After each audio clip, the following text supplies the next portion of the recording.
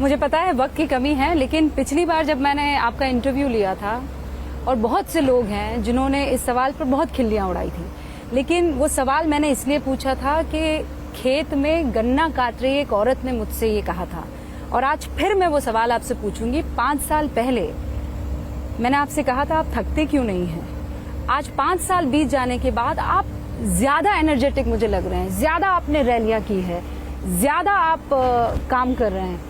आप वाकई थकते क्यों नहीं हैं? पहले जब तक माँ जिंदा थी मुझे लगता था कि शायद बायोलॉजिकली मुझे जन्म दिया गया है। माँ के जाने के बाद इन सारे अनुभवों को मैं जोड़ करके देखता हूँ तो मैं कन्विंस हो चुका हूँ। गलत हो सकता हूँ, लोग लेफ्टिस्ट लोग तो मेरे धज्जियाँ उड़ा देंगे, मेरे बाल नोच लेंगे। मैं कन्विंस हो चुका हूँ कि परमात्मा ने मुझे भेजा है। ये ऊर्जा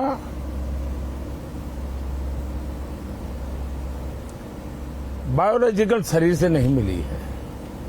ये ऊर्जा ईश्वर ने मुझसे कुछ काम लेना है, इसलिए मुझे विधा भी दी है, इसलिए मुझे सामर्थ्य भी दिया है, इसलिए मुझे नेक दिली भी दी है, और प्रेरणा भी वही दे रहा है, पुरुषार्थ करने का सामर्थ्य भी दे रहा है। और मैं कुछ नहीं हूं, एक इंस्ट्रूमेंट हूं जो ईश्वर ने मेरे रूप में मुझसे लेना तय किया है। और इसलिए मैं जब भी कुछ करता हूं तो मैं मानता हूं शायद ईश्वर मुझसे करवाना चाहता है। क्या परिणाम होगा चिंता छोड़ो, मैं सिर्फ ईश्वर को समर्पित हूं।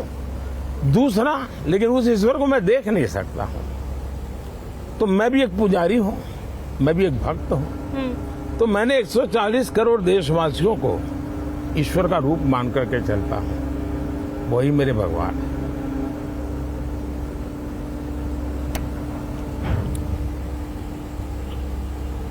आप भगवान के बीच में हैं और भगवान आपके साथ है, माँ आप में समाई हुई है। आपको खूब सारी शुभकामनाएं। बहुत बहुत धन्यवाद। 4 जून को फिर हो सकता है आपसे मुलाकात हो। ख्याल रखिएगा। धन्यवाद जी।